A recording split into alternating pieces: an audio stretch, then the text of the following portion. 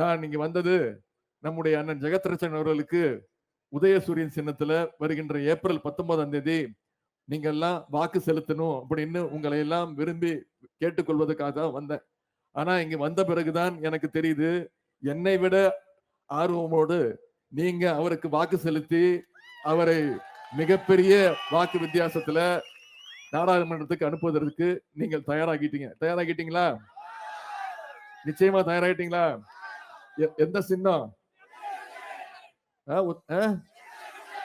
சத்தமா சொல்லுங்க, எந்த சின்னம்? கையை காட்டி சொல்லுங்க, எந்த சின்னம்? உதயசூரியன் சின்னத்துல ஏப்ரல் 19ஆம் தேதி நீங்க போடுற ஓட்டு திரு நரேந்திர மோடிக்கு வைக்கிற வேட்டு.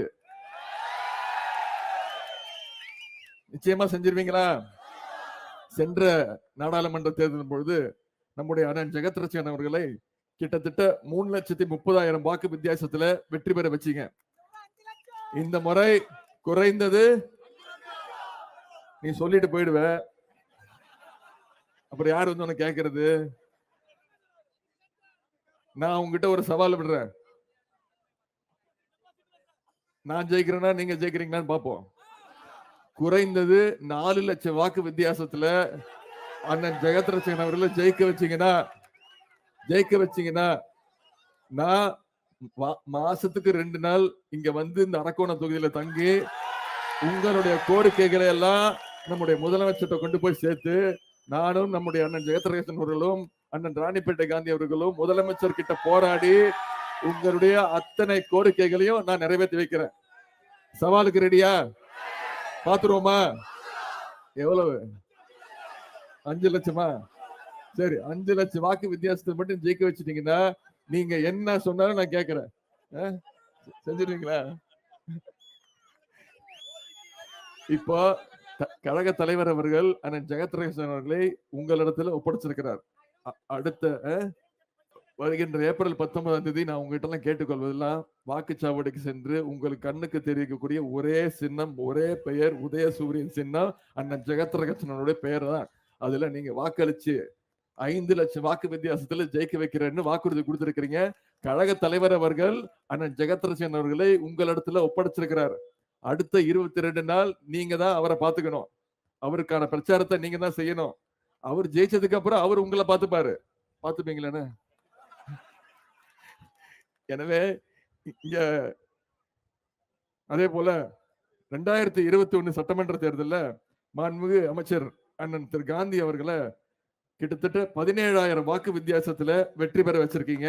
அதற்கும் இந்த நேரத்துல, ஏன்னா அவருக்கும் நான் பிரச்சாரத்துக்கு வந்தேன், அதற்கும் இந்த நேரத்தில் என்னுடைய நன்றி நான் தெரிவித்துக் கொள்கின்றேன். நம்ம இந்த பக்கம் ஒரு பக்கம் நம்ம செஞ்ச சாதனைகள், நம்ம கொடுத்திருக்கக்கூடிய வாக்குறுதிகள், இதெல்லாம் பத்தி பேசிக்கிட்டு இருக்கோம். ஆனா இன்னொரு பக்கம் நீங்க பாருங்க, ஒன்றிய பிரதமர் திரு 29 பைசா. இனிமே நீங்க அவர் பேர் சொல்லி கூப்பிடாதீங்க. அவர் பேரு இனிமே ஒன்றிய பிரதமர் பேரு வெறும் 29 பைசா. இதை நான் ஏன் சொல்றேன்னா, தமிழ்நாட்டு மக்கள் ஒன்றிய அரசுக்கு வரி கட்டுறோம். 1 ரூபா வரி கட்டுறோம். 1 ரூபா வரி கட்டினா அவரு நமக்கு திருப்பி தர்றது எவ்வளவு தெரியுமா? வெறும் 29 பைசா. 10 வருஷமா ஆட்சி அமைச்சிட்டு இருக்காரு. என்னைக்காவது தமிழ்நாட்டுக்கு வந்திருக்காரா? தேர்தல் நேரத்தை தவிர என்னைக்காவது தமிழ்நாட்டுக்கு வந்திருக்காரா? இப்ப 10 நாளா தமிழ்நாட்டை சுத்தி வராரு.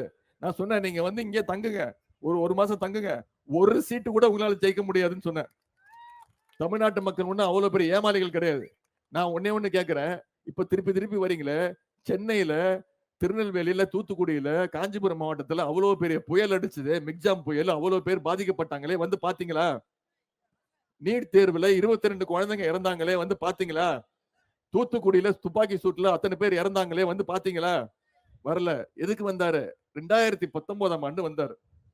2019ஆம் ஆண்டு வந்து மதுரைக்கு வந்து எய்ம்ஸ் மருத்துவமனையை கொண்டு வர போறேன் மதுரைக்கு அப்படின்னு சொல்லி அவரும் திரு எடப்பாடி பழனிசாமி, இனிமே அவர் எடப்பாடி பழனிசாமி கூப்பிடாதீங்க, அவருக்கு தலைவர் இன்னொரு செல்ல பேர் வச்சிருக்கிறார். அத பேர் தான் திரு பாதம் தாங்கி பழனிசாமி. யாரும் தெரியுதா?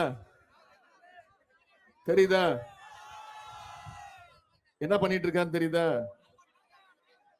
சில்லறை தேடிட்டு இருக்காரு.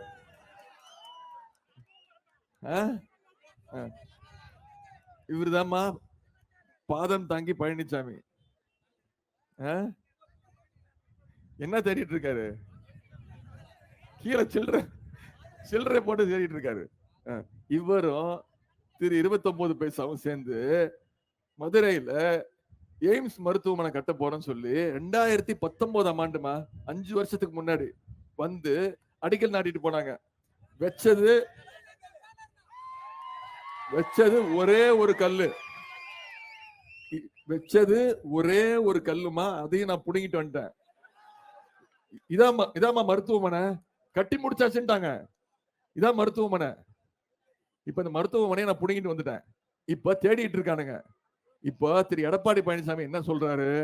உதயநிதிக்கு வேற வேலையே இல்ல, எப்ப பார்த்தாலும் கல்ல காட்டுறாரு, கல்ல காட்டிக்கிட்டே இருக்காரு, எய்ம்ஸ் கல்ல காட்டிக்கிட்டே இருக்காரு.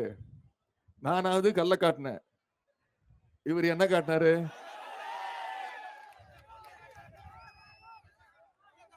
என்னமா காட்டினாரு? நான் கல்ல காட்டினேன், அவரு பல்ல காட்டினாரு. பல்ல தவிர வேற என்ன இருக்கு அவட்ட காட்டுறதுக்கு? அது யார்கிட்ட காட்டுறாரு? 29 பைசா.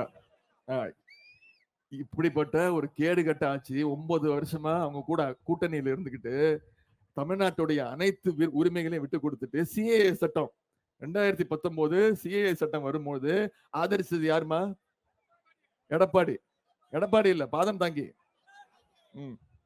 அப்போ எதிர்த்தது திராவிட முன்னேற்ற கழகம். நான் இன்னும் பெருமையா சொல்லுவேன், என்னுடைய பொது வாழ்க்கையில நான் அரசியல் வாழ்க்கைக்கு வந்து என்னுடைய முதல் கைது எப்ப தெரியுமா? இந்த சிஏஏ என்ஆர்சி சட்டத்தை கீழ்த்தெழுந்து இதை நான் ஒத்துக்க மாட்டோம் அப்படின்னு தலைவருடைய கட்டளையின் பேர்ல ஒரு நாள் முழுக்க சிறைப்பட்டிருந்தேன். அதே மாதிரி காஷ்மீர் சிறப்பு அந்தஸ்து ரத்து செய்யப்பட்டது யாரோட ஆட்சியில?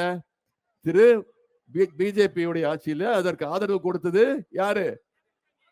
அடிமைகள், பாதம் தாங்கி. அதே மாதிரி முத்தலாக் சட்டம், அதற்கு அதிமுக தான் ஆதரவு கொடுத்தது, அதுவும் வந்துச்சு. இப்போ திருப்பி சிஏஏ சட்டத்தை கொண்டு வந்துட்டாங்க. ஆனா நம்முடைய தலைவர், இந்தியாவிலே ஒரே முதலமைச்சர் என்ன தெரியுமா சொன்னாரு? நம்முடைய முதலமைச்சர், நீங்க எந்த மாநிலத்துக்கு வேணா கொண்டு வாங்க, ஆனா தமிழ்நாட்டுக்குள்ள நான் சிஏஏ சட்டத்தை விடவே மாட்டேன்னு சொன்ன ஒரே தைரியமான முதலமைச்சர் நம்முடைய முதலமைச்சர் அவர்கள் தான். எனவே இதெல்லாம் தட்டி கேட்கணும்னா, இதெல்லாம் நம்ம மாநில உரிமைகள்லாம் மீட்கணும்னா, மொழி உரிமை, கல்வி உரிமை, நிதி உரிமை, இது எல்லாம் மீட்கணும்னா நமக்கு இருக்கிற ஒரே வழி, வருகின்ற ஏப்ரல் 19ஆம் தேதி நீங்க வாக்குச்சாவடிக்கு போய், இப்போ நான் இன்னைக்கு பிரச்சாரத்தை முடிச்சுட்டு போயிருவேன், அடுத்த தொகுதிக்கு போயிருவேன். அடுத்து நம்முடைய தலைவர் அவர்கள் 2ஆம் தேதி வராங்க. அவங்களும் வந்து உங்களை பார்ப்பாங்க, பிரச்சாரத்தை மேற்கொள்வாங்க, தேர்தல் அறிக்கையை பத்தி பேசுவாங்க.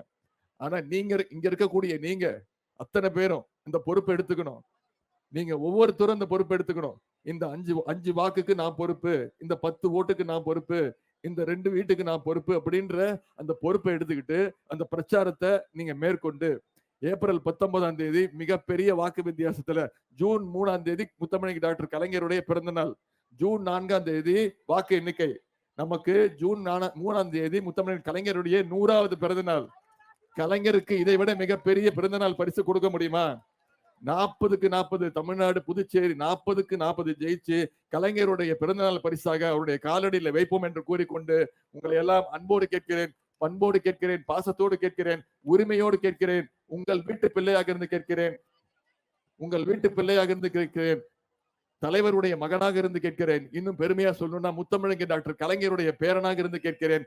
ஆதரிப்பீர். உதயசூரியன். உங்களுடைய அன்புக்கும் வரவேற்புக்கும் நன்றி.